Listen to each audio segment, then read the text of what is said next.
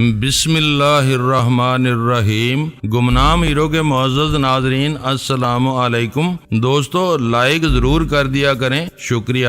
آئیے چلتے ہیں کہانی کی طرف۔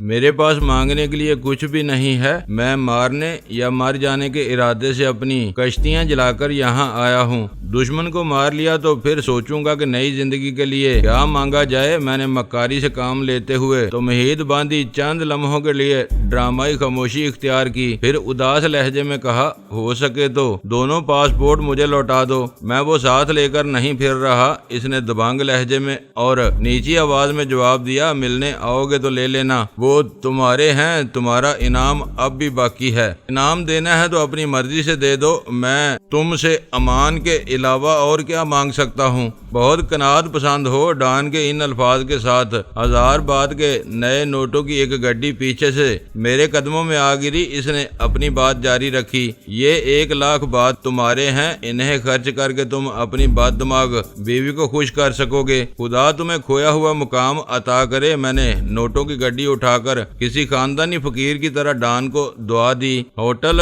میں تمہارا مہمان ہوں، میرا کوئی خرچ نہیں ہے، یہ رقم اسی کی خوشنودی خریدنے پر خرچ ہوگی، وہ میری بیوی کے ذکر کا کوئی محل نہیں تھا۔ ڈان نے انعام کی رقم دے کر بلا وجہ اس کا تذکرہ کیا تو میں نے بھی جواب میں غزالہ کی حجو کہہ ڈالی۔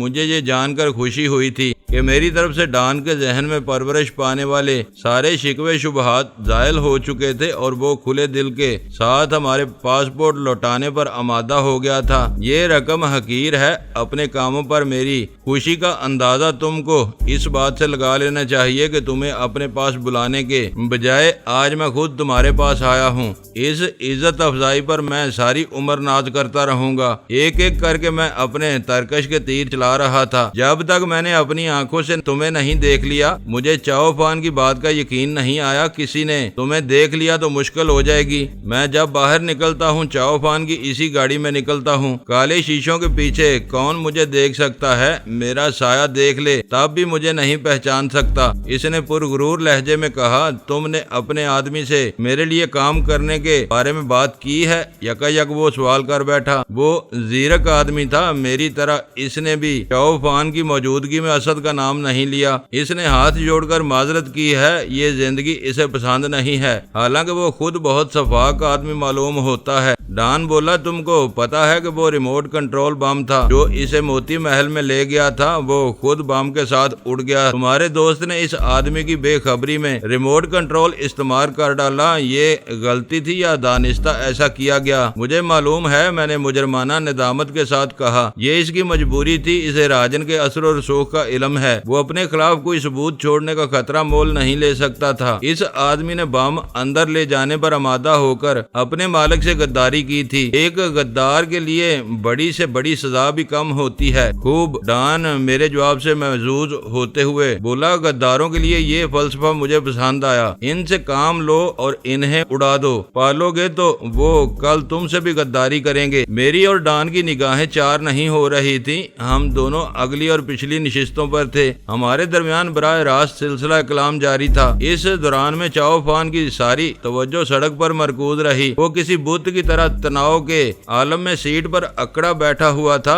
گاڑی میں ڈان کی موجودگی اس کے اعصاب پر بری طرح اثر انداز ہو رہی تھی، وہ دھیمی رفتار سے محتاط ڈرائیونگ کر رہا تھا۔ چاؤ فان قدرے خاموشی کے بعد ڈان نے پہلی بار اسے مخاطب کیا۔ یس ڈان، اس کے ہونٹوں سے لرزتی ہوئی آواز برآمد ہوئی۔ تو سن رہا ہے نا عقل کی یہ باتیں؟ ڈان نے اس سے تصدیق چاہی، ان میں صدیوں کا تجربہ رچا ہوا تھا، تیرے ماسٹر کے جان نثار بھی اسی کی طرح ذہین ہیں۔ یس ڈان، چاؤ فان اقرار کر کے رہ گیا، تم نے اپنے کارناموں سے مجھے حیران کر دیا ہے۔ ڈان دوبارہ مجھ سے مخاطب ہو گیا، میری اور تمہاری پہلی ملاقات کو مشکل سے 1 ہفتہ ہوا ہوگا، اس 1 ہفتے میں دنیا ادھر سے ادھر ہو گئی، ہر روز چھوٹا راجن کے گرد گھیرا تنگ ہو رہا ہے، اب اس کی راتوں کی نیندیں حرام ہو جائیں گی۔ ہم سے پہلے اسے پتا چل گیا ہوگا موتی محل میں بم لانے والا اس کا اپنا آدمی تھا، ایسا ایک آدھا آدمی اور مل جائے تو چھوٹا راجن کا قصہ ہمیشہ کے لیے ختم ہو جائے۔ تم نے مجھے یہ سب کرنے کا حوصلہ دیا، ورنہ میں کئی دن سے بینکاک میں بھٹک رہا تھا اور ایک پھلی بھی نہیں توڑ سکا تھا۔ تم بہت منکسر المزاج اور سعادت مند ہو۔ کھڑکی سے باہر مجھے کچھ مانوس چیزیں نظر آئیں اور میں چونک گیا۔ مجھے شبہ ہو رہا تھا کہ چوفان کی گاڑی سیلرز بار جانے والے راستے پر سفر کر رہی تھی۔ کیا ڈان مکاری سے مجھے اغوا کر کے اپنے ٹھکانے پر لے جا رہا ہے؟ وہ خیال ذہن میں آتے ہی میرے معدے میں اچانک گرہیں سی پڑنے لگیں۔ اس وقت میرے پاس انگلیوں میں پڑی ہوئی 2 انگوٹھیوں کے سوا کوئی ہتھیار نہیں تھا۔ ڈان مجھے تعریف و توصیف کے جال میں الجھا کر اپنے ٹھکانے پر لے جا رہا تھا، جہاں رہنے والے 4 مسٹنڈوں کو میں خوب دیکھ چکا تھا۔ میں نے بوکھلا کر چوفان کی طرف دیکھا۔ وہ روبوٹ کی طرح سڑک پر نظریں جمائے گاڑی چلا رہا تھا۔ بے اختیار خیال آیا کہ میں راستے کے بارے میں چوفان سے سوال کروں، لیکن میں نے اس خیال کو اسی لمحے مسترد کر دیا۔ گاڑی میں ڈان کی موجودگی میں ہم دونوں کا ایک دوسرے سے مخاطب ہونا حفظ مراتب کے خلاف ہوتا۔ اگر ڈان کے دل میں کوئی کھوٹ آ چکا تھا تو میری اور چوفان کی براہ راست گفتگو سے مزید بگاڑ پیدا ہونے کا خطرہ تھا۔ وہ میرا سرسری اور ابتدائی مشاہدہ تھا۔ میں نے غور کیا تو مجھے یقین ہو گیا کہ چوفان کی گاڑی سیلرز بار کی طرف اڑی جا رہی تھی۔ میری بے چینی لمحہ بے لمحہ بڑھتی جا رہی تھی۔ دل چاہ رہا تھا کہ چلتی کار کا دروازہ کھول کر نیچے چھلانگ لگا دوں، مگر میں اپنے دل پر جبر کر کے بیٹھا رہا۔ ڈان میری واپسی کتنی دیر میں ہوگی؟ جب میرے صبر کا پیمانہ لبریز ہو گیا تو میں نے خود پر قابو پاتے ہوئے پرسکون لہجے میں سوال کر ڈالا، کیوں؟ کیا تم کو واپسی کی جلدی ہے؟ ڈان نے جواب دینے کی بجائے سوال کر ڈالا، میرا دوست عام طور پر اسی وقت مجھ سے ملنے آتا ہے۔ میں نے بہانہ کیا، مجھے سیلرز بار کے دروازے پر اتار کر چوفان تمہیں واپس لے جائے گا۔ ڈان کا جواب سن کر میری جان میں جان آ گئی۔ اگر بات صرف اتنی ہی تھی تو یہ میرے حق میں بہتر تھی۔ سیلرز بار کے دروازے پر میں ڈان کو پاسپورٹوں کے بارے میں یاد دہانی کرا سکتا تھا، وہ مسئلہ اسی پھیرے میں حل ہو جاتا۔ گاڑی میں خاموشی چھا گئی۔ ڈان نے بند گاڑی میں سگریٹ نوشی شروع کر دی تھی۔ گاڑی کا ایئر کنڈیشنر چلنے کی وجہ سے اندر دھواں نہیں تھا، لیکن جلے ہوئے نفیس تمباکو کی خوشبو تیزی سے بڑھتی جا رہی تھی۔ میں نے اس خاموشی کا فائدہ اٹھا کر اپنے ارادے کے مختلف پہلوؤں کے بارے میں غور کرنا شروع کر دیا۔ آئندہ گفٹ شاپ میں نہ جانا۔ اچانک ڈان کی آواز ابری۔ موضوع سے صاف ظاہر تھا کہ وہ ہدایت میرے لیے تھی۔ اس کی بات جاری رہی، اس نے دوبارہ تمہیں دیکھ لیا تو وہ سامنا کرانے کے لیے تمہیں پکڑ کر میرے پاس لے آئے گی۔ میں ان فضولیات میں پڑھ کر اپنا وقت برباد کرنا پسند نہیں کرتا۔ میرے لیے وہ قصہ ختم ہو چکا ہے۔ اوکے، میں نے سر کو خم دے کر کہا۔ چوفان نے سیلرز بار کے قریب پہنچ کر اپنی کار عقبی گلی میں لے جانے کی بجائے مین بار کے مقفل دروازے پر روک دی اور کسی پیشہ ور ڈرائیور کی طرح نیچے اتر کر ڈان کے لیے پچھلا دروازہ کھول کر کھڑا ہو گیا۔ ڈان کے احترام میں بھی گاڑی سے اتر گیا۔ ڈان متکبرانہ انداز میں گاڑی سے اتر کر اپنی جینز کی ایک جیب ٹٹولتا ہوا دروازے کی طرف گیا۔ اس نے پلٹ کر ایک نظر تک نہیں ڈالی۔ جیب سے چابی نکال کر باہر کا دروازہ کھولا اور اندر غائب ہو گیا۔ اس کے پیچھے دروازہ خود بخود بند ہو گیا۔ میرے دل کی بات دل ہی میں رہ گئی۔ ڈان نے اتنا موقع نہیں دیا کہ اس سے پاسپورٹوں کے بارے میں کوئی بات کی جاتی۔ میں اس کے پیچھے جا کر کچھ کہتا تو وہ برہم ہو سکتا تھا کہ ایک بات طے ہو جانے کے بعد مجھے پاسپورٹ واپس لینے کی اجلت کیوں تھی۔ چلو ماسٹر، چوفان نے ایک گہرا سانس لے کر کہا، اب تمہیں پہنچا دوں۔ ڈان کے سامنے تمہاری جان کیوں نکلی ہوئی تھی؟ وہاں سے روانہ ہونے کے بعد میں نے پوچھا، ابھی تم نے ڈان کی محبت دیکھی ہے، غصہ نہیں دیکھا۔ اس کی مرضی کے خلاف بات ہو تو وہ تھپڑ رسید کرتا ہے۔ ایک من کا تھپڑ آدمی کے اوسان خطا کر دیتا ہے۔ اس نے وضاحت کرتے ہوئے کہا، تم یہ دیکھ لو کہ اس کے باوجود میں نے تمہاری بات ڈان تک پہنچا دی۔ میں تمہارا شکر گزار ہوں، میں نے گہری سنجیدگی سے کہا، اور تم نے یہ بھی دیکھ لیا کہ ڈان تمہارے پاسپورٹ لوٹانے کا وعدہ کر کے گیا ہے۔ اس نے احسان جتایا۔ تم نے اس قصے کو بلا وجہ اپنے دل پر لے بیٹھے تھے۔ میں سیلرز بار کے دروازے سے خالی ہاتھ لوٹ آیا۔ ڈان چاہتا تو اسی وقت وہ مسئلہ حل کر سکتا تھا۔ بڑے آدمیوں کی بڑی باتیں ہوتی ہیں، انہیں چھوٹی باتیں یاد نہیں رہتی۔ وہ ہنس دیا۔ برا نہ مانو تو میں ایک چھوٹی سی بات پوچھ لوں؟ تم میرے ماسٹر ہو، 1000 باتیں بھی پوچھو گے تو میں جواب دوں گا۔ ڈان نے تمہیں آج جو عزت دی ہے اس سے مجھے خوف آنے لگا ہے۔ تمہاری شکایت پر وہ میری چمڑی ادھیڑ گھسیٹ ڈالے گا۔ تم نے دیکھ لیا ہوگا کہ وہ مجھے زیادہ منہ نہیں لگاتا، میں اس کی بسیار گوئی سے ہمیشہ پریشان ہو جاتا تھا۔ میں نے اس کی باتوں کو نظر انداز کر کے کہا، میں نے سنا تھا کہ ڈان عورت پر ہاتھ اٹھانے کو بزدلی اور کمینگی سمجھتا ہے۔ مجھے یہ سن کر حیرت ہوئی، اس نے گفٹ شاپ والی کو اپنے ایک آدمی سے پٹوایا ہے۔ ماسٹر تم بہت خطرناک آدمی ہو، بال کی کھال نکالتے ہو۔ ڈان نے محاورے میں آدمی کہا ہوگا، وہ عورتوں پر واقعی ہاتھ نہیں اٹھاتا۔ گفٹ شاپ والی کے پٹنے کا تماشا میں نے کل شام دیکھا تھا، اسے ڈان کی تگڑی باورچن نے دکان میں گھس کر مارا تھا۔ اب پتا چلا کہ وہ تمہاری شکایت کا شاخسانہ تھا۔ تم جسے چاہو ڈان کی نظروں سے گرا سکتے ہو، تمہیں ڈرنے کی ضرورت نہیں۔ میں تم سے بہت خوش ہوں، تم نے اپنا وعدہ پورا کر کے میرا دل جیت لیا ہے۔ میں کول کے پکے مردوں کی قدر کرتا ہوں۔ واپسی کا سفر چاؤ فان نے اپنے اصل رنگ میں تیز رفتاری اور بے پرواہی سے طے کیا۔ ہم خاصے کم وقت میں ہوٹل کے قریب پہنچ گئے۔ ہوٹل آ گیا ہے، جانے سے پہلے مجھے اگلا کام بتا دو، چاؤ فان نے التجا کی۔ راجن ایک کل وقتی کام ہے، جب کوئی اور مصروفیت نہ ہو تو اس کے پیچھے لگے رہو، جیسے ہی کوئی خاص بات معلوم ہو مجھے اطلاع دے دو، میں نے کہا۔ گاڑی رکتے ہی میں 1,00,000 بات کی گڈی اپنی جیب میں اڑس کر ہوٹل کی حدود میں داخل ہو گیا۔ چاؤ فان تیزی سے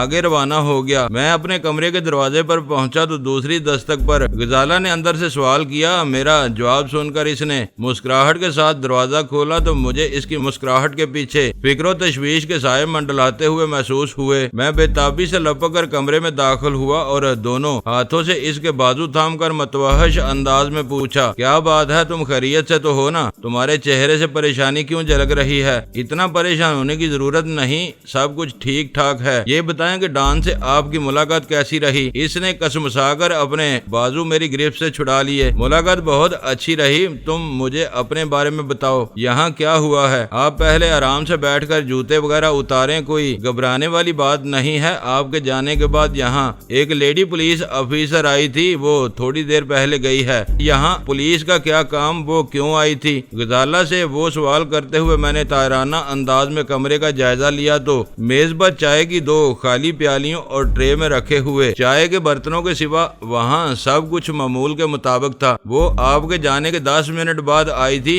یہ کارڈ دے کر گئی ہے۔ غزالہ نے تپائی کے سرے پر رکھا ہوا سفید وزٹنگ کارڈ اٹھا کر میری طرف بڑھا دیا۔ کارڈ کی تحریر تھائی زبان میں تھی، ایک لفظ بھی میرے پلے نہیں پڑ سکا۔ میں نے کارڈ کو پلٹ کر دیکھا، اس کی پشت سادہ تھی۔ میں نے کارڈ احتیاط سے اپنی جیب میں رکھ لیا۔ دروازے پر دستک ہوئی تو میں سمجھی کہ آپ لوٹ آئے ہیں۔ دروازہ کھولنے پر اس کا مسکراتا ہوا چہرہ نظر آیا۔ وہ سادہ کپڑوں میں تھی اور اندر آنے کی اجازت طلب کر رہی تھی۔ اس کی زبان سے پولیس کا نام سن کر میرا دل دہل گیا۔ میں نے اسے اندر بلانے سے پہلے ہوٹل کی انتظامیہ کے کسی فرد کو بلانے کا ارادہ کیا، مگر پھر اسے اندر بلا لیا۔ تمہیں کسی کو بلا لینا چاہیے تھا، کارڈ پر پولیس کا مونوگرام نہیں ہے۔ وہ سادہ کپڑوں میں آئی تھی، یہ دونوں باتیں شک و شبے والی تھیں۔ میں نے مضطربانہ انداز میں کہا، جو ہونا تھا وہ ہو گیا، اب جلدی سے بتا ڈالو کہ اس کی آمد کا کیا مدعا تھا۔ وہ بہت مہذب اور شائستہ عورت تھی، اس کا نام مختصر سامع تھا۔ وہ ہوٹل کے مہمانوں میں خوف و ہراس پھیل جانے کے اندیشے کی وجہ سے سرکاری وردی اتار کر عام کپڑوں میں ہمارے کمرے تک آئی تھی۔ غزالہ دھیمے اور پرسکون لہجے میں بتانے لگی، کسی نے فون پر پولیس آفس کو اطلاع دی تھی کہ ہمارے کمرے میں مقیم جوڑا، یعنی ہم دونوں ہیروئن کے اسمگلر ہیں اور اپنے ساتھ لایا ہوا مال مقامی مارکیٹ میں نکالنے کی کوشش کر رہے ہیں۔ فون گمنام تھا لیکن اطلاع اہم تھی۔ پولیس ایسی فون کالز پر کوئی کارروائی نہیں کرتی۔ اطلاع کی اہمیت کی وجہ سے اس افسر کو ابتدائی چھان بین کے لیے بھیج دیا گیا تھا۔ میں نہایت تجسس اور فکر مندی کے ساتھ وہ واقعہ سن رہا تھا۔ غزالہ کے خاموش ہوتے ہی میں نے اسے بے تابی سے لقمہ دیا، جلدی سے پوری بات کا بتا ڈالو۔ مجھ سے ملنے کے بعد اسے یقین ہو گیا کہ وہ اطلاع غلط تھی۔ وہ میری بینکاک کے آمد کے مقصد اور تفریحی مقامات کے بارے میں باتیں کرتی رہی۔ یوں معلوم ہو رہا تھا جیسے وہ مطمئن ہو کر شکایت کو بھول چکی ہے۔ میں نے اس کے لیے چائے منگوا لی۔ چائے ختم کرنے کے بعد اس نے نہایت معذرت خواہانہ انداز میں میں کمرے اور سامان کی سرسری اور رسمی تلاشی لینے کی اجازت چاہیے۔ ہماری گفتگو اتنی دوستانہ تھی کہ میں انکار نہیں کر سکی۔ یعنی ایک مشتبہ عورت یہاں آئی اور تلاشی لے کر چلی گئی۔ میں نے تعجب سے کہا، اس نے واقعی بہت سرسری تلاشی لی۔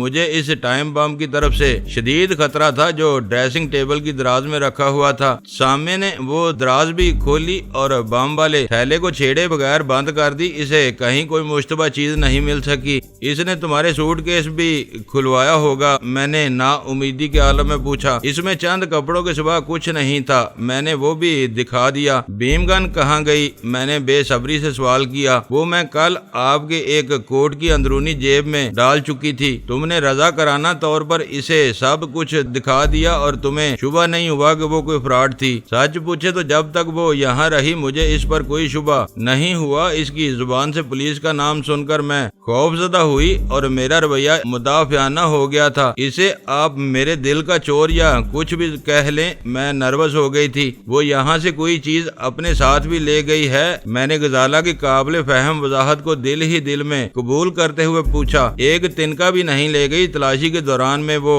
بار بار کہتی جا رہی تھی کہ اسے پورا یقین ہے کہ ان لوگوں کو غلط اطلاع دی گئی ہے، کمرے میں کچھ نہیں ملے گا۔ تمہیں اندازہ ہوا کہ اسے یہاں کس چیز کی تلاش تھی؟ بظاہر اسے ہیروئن کے صفوف سے بھری ہوئی تھیلیوں کی تلاش تھی۔ میں ڈر رہی تھی کہ کہیں ہمارے دشمن نے ہیروئن کے بہانے پولیس کو ہمارے پیچھے نہ لگایا ہو۔ اب صرف ایک دشمن ہے، راجن، اور وہ ہمارے وجود سے بے خبر ہے۔ اصل بات تم نے خود مان لی ہے کہ تم نروس ہو گئی تھی۔ آدمی کے اوسان قابو میں نہ رہیں تو سوچنا سمجھنا ناممکن ہو جاتا ہے۔ وہ تمہاری اس کمزوری سے فائدہ اٹھا کر نکل گئی۔ اس کے جانے کے بعد مجھے بھی اپنی حماقت کا احساس ہو گیا تھا۔ وہ واضح طور پر نادم نظر آ رہی تھی۔ عورت کا رویہ پولیس والوں جیسا نہیں تھا جب تک وہ میرے ساتھ رہی۔ میں اسے اس کی نرمی سمجھ کر اطمینان کے سانس لیتی رہی۔ اس نے تمہیں رابطہ کرنے کے لیے کوئی فون نمبر تو دیا ہوگا؟ کارڈ پر اس کے 2 فون نمبر موجود ہیں، غزالہ نے بتایا۔ میں دعوے سے کہتا ہوں کہ وہ فون نمبر بلکہ پورا کارڈ جعلی ہوگا۔ آنے سے پہلے اسے معلوم تھا کہ تم تھائی زبان سے ناواقف ہو۔ اسے جواب دیتے ہوئے میں نے اپنی جیب میں سے وہ کارڈ نکال لیا جو ہم دونوں کے لیے یکسر ناقابل فہم تھا۔ مجھ سے غلطی ہو گئی، اب ہمیں کیا کرنا چاہیے؟ میرے لب و لہجے میں تندی سے غزالہ کی پشیمانی میں اضافہ ہوتا جا رہا تھا۔ اس کے چہرے کی اڑی اڑی رنگت اور خوف سے پھیلی ہوئی آنکھیں دیکھ کر مجھے اس پر ترس آنے لگا۔ اسے شرمندہ کر کے گزری ہوئی باتوں کو لوٹانا ناممکن تھا۔ میں نے اسے دلاسا دیتے ہوئے کہا، زیادہ فکر مند ہونے کی ضرورت نہیں، اب جو کچھ ہوگا وہ دیکھ لیا جائے گا۔ تم اپنے ذہن کو اس بوجھ سے آزاد کر کے کوئی خاص بات یاد کرنے کی کوشش کرو تاکہ یہ اندازہ ہو سکے کہ اس عورت کو بھیجنے والے کون تھے۔ یہ عجیب اتفاق ہے کہ وہ آپ کی غیر موجودگی میں یہاں آئی۔ آپ یہاں ہوتے تو شاید میں اتنی ہراساں نہ ہوتی۔ اس کی زبان اسے اپنی موجودگی اور غیر موجودگی کا ذکر سنتے ہی میرے ذہن میں ایک کوندا سا لپکا اور میں نے اضطراب کے عالم میں اپنی جگہ چھوڑ کر کمرے میں ٹہلنا شروع کر دیا۔ میں جب سے بینکاک آیا تھا ہوٹل سے دیر سے باہر نکلتا تھا۔ وہ کم و بیش میرا معمول تھا۔ اس روز ڈان نے اچانک ہوٹل کے باہر آ کر مجھے قبل از وقت کمرے سے روانہ ہونے پر مجبور کر دیا تھا۔ وہ کسی پروگرام کے بغیر غیر متوقع طور پر آیا تھا۔ میں سوچ بھی نہیں سکتا تھا کہ وہ میری حوصلہ افزائی کے لیے خود میرے پاس چلا آئے گا۔ شاید چوفان کو بھی پہلے سے علم نہیں رہا ہوگا کہ ڈان اس کے ساتھ میری طرف آئے گا۔ ڈان نے اسے بلایا اور وہ سیلرز بار پہنچ گیا۔ ڈان کو لے کر اپنی گاڑی میں ہلٹن ہوٹل کی طرف روانہ ہونے کے بعد چوفان کے پاس اتنی مہلت نہیں تھی کہ وہ انجانے میں کسی سے اس سفر کی منزل کا تذکرہ کرتا۔ چوفان کو صرف منزل کا علم ہو سکا، ڈان اسے زیادہ گھاس نہیں ڈالتا تھا۔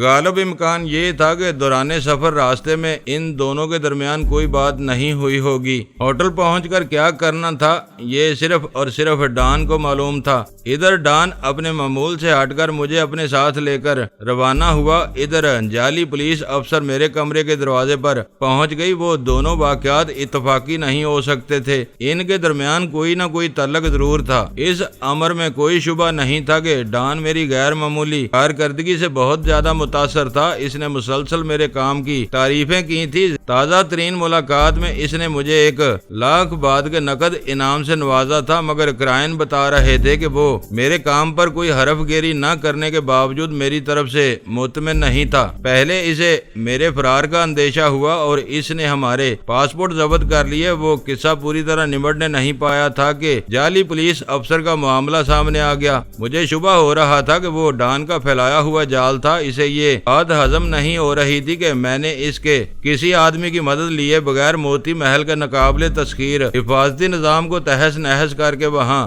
ایک خون آشام دھماکہ کرا دیا تھا۔ غالب امکان یہ تھا کہ ڈان نے اپنے تحفظات کے سلسلے میں چاؤ فان کو اعتماد میں نہیں لیا ہوگا۔ بینکاک میں میرے روابط کا سراغ لگانے کے لیے اس نے میرے اقامتی کمرے کی اچانک تلاشی کا منصوبہ بنایا اور مجھے ہوٹل سے نکال کر لے گیا۔ میرے بعد غزالہ کمرے میں رہ گئی تھی۔ وہاں کے جائزے کے لیے کوئی مرد آتا تو شاید وہ اسے کسی قیمت پر اندر نہ آنے دیتی۔ ڈان کے عملے یا معتقدوں میں مردوں کے ساتھ عورتیں بھی شامل تھیں۔ گفٹ شاپ والی کے معاملے میں چاؤ فان نے مجھے بتا دیا تھا کہ ڈان کی ایک وفادار نے دل کھول کر اسے اپنے تشدد کا نشانہ بنایا تھا۔ ڈان نے ایسی ہی کسی عورت کو پولیس کے نام پر میرے کمرے کا جائزہ لینے کے لیے بھیجا اور وہ عورت آسانی سے غزالہ کو ہراساں کر کے لوٹ گئی۔ اگر میرے وہ اندیشے درست تھے تو میں بہت خوفناک صورتحال سے دو چار ہو چکا تھا۔ میں بینکاک میں ڈان کا قیدی بن کر رہ گیا تھا۔ چالاک شخص ایک طرف مجھے پچکار رہا تھا تو دوسری طرف میری پس پردہ سرگرمیوں کا کھوج لگانے کے چکر میں پڑا ہوا تھا۔ مجھے یقین تھا کہ اسے کمرے سے میری اصل عزائم کا مہم سا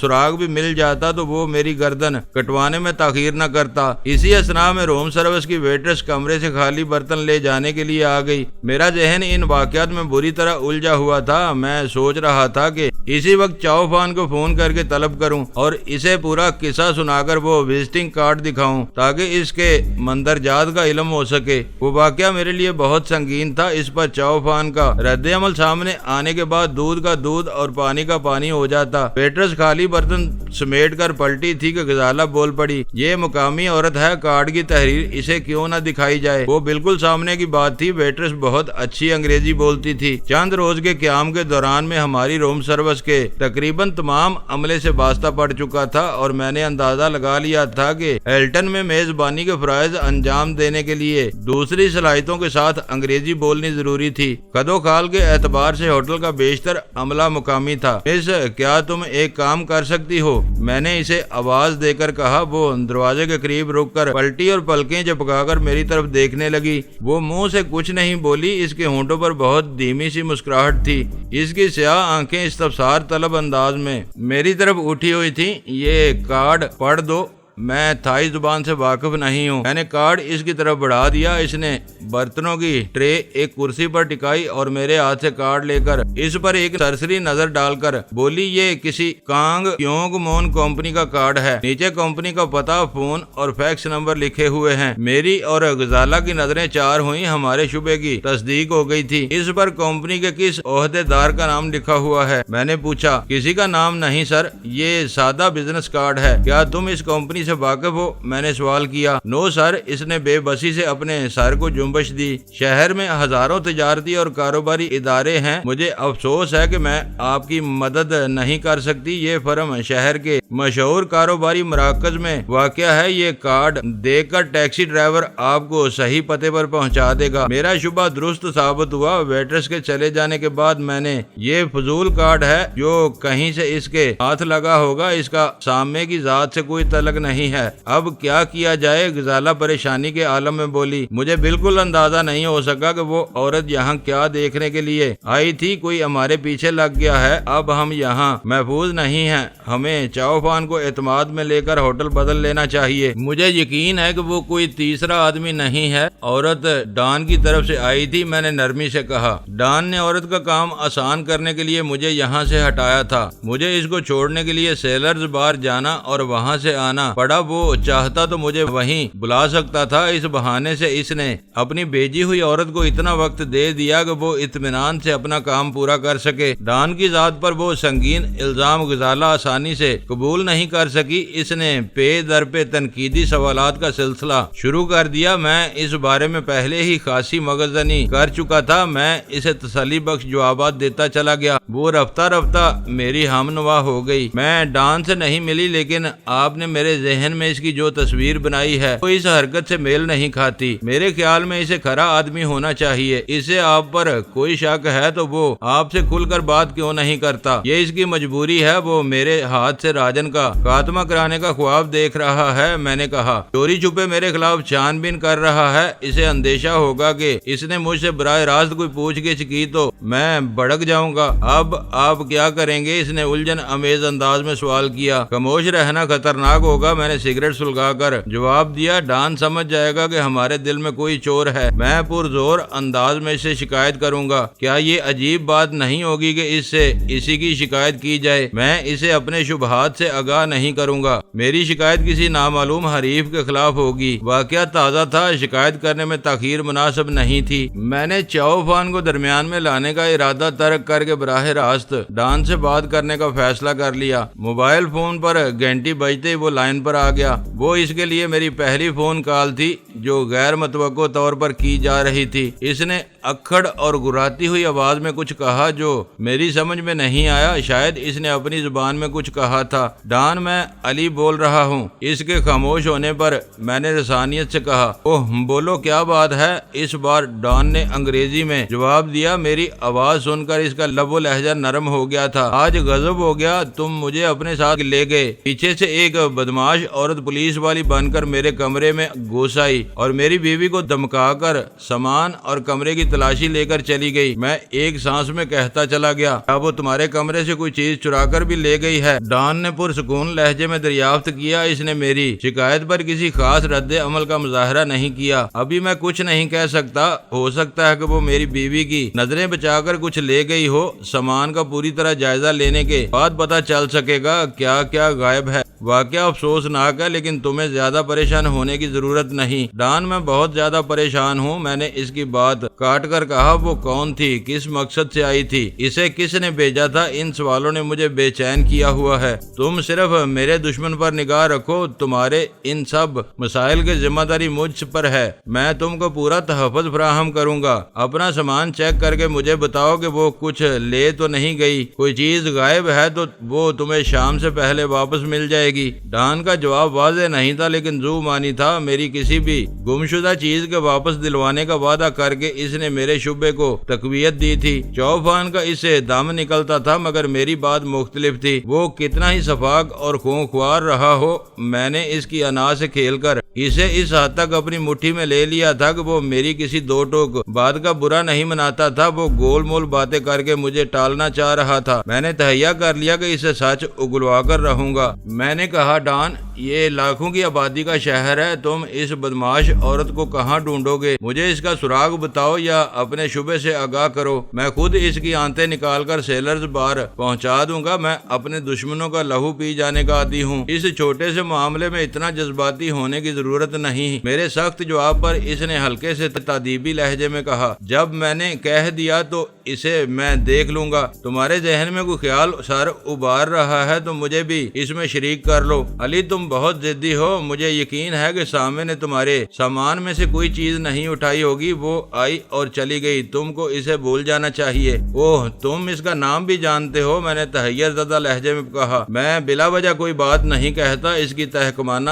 آواز سرد ہو گئی۔ یہاں کس کی مجال ہے جو اس طرح تمہارے کمرے میں گھس سکے؟ سامنے کو میں نے بھیجا تھا۔ ڈان کے وہ الفاظ سن کر میں سناٹے میں آ گیا۔ آخرکار میرا شبہ درست ثابت ہوا تھا، مگر کیوں؟ میں نے دبے لہجے میں احتجاج کیا۔ اس نے میری بیوی پر ہیروئن کی اسمگلنگ کا گھناؤنا الزام لگایا تھا۔ اس کی کیا ضرورت تھی؟ اپنی ضرورتوں کو میں تم سے بہتر سمجھتا ہوں، ڈان نے روکھے لہجے میں جواب دیا۔ تم بہت دلیر اور بے خوف جوان ہو، میں تمہاری قدر کرتا ہوں۔ یہ اچھا ہوا کہ تم نے مجھ سے سامنے کی شکایت کر دی۔ خاموش رہتے تو مجھے کوئی دکھ دینے والا فیصلہ کرنا پڑ جاتا۔ اب سب ٹھیک ہے۔ فوری طور پر میری سمجھ میں نہیں آ سکا کہ میں ڈان کو کیا جواب دوں۔ ایک طرف وہ میرا مربی اور سرپرست بنا ہوا تھا، دوسری طرف میرے خلاف عجیب و غریب سازشیں کر رہا تھا۔ ایک ہاتھ سے 1,00,000 بات کی گڈی کا انعام دے رہا تھا اور دوسرے ہاتھ سے سامنے کو میرے کمرے میں گھسنے کے اشارے دے رہا تھا۔ اس کے دل میں کیا تھا، میرے لیے یہ جاننا بہت ضروری ہو گیا تھا۔ ڈان، تمہاری باتیں بہت عجیب و غریب ہیں، میں نے غزالہ کو آنکھ مار کر ماؤتھ پیس میں تھکی ہوئی آواز میں کہا۔ مجھے یوں محسوس ہو رہا ہے جیسے میرے دماغ کی رگیں پھٹ جائیں گی۔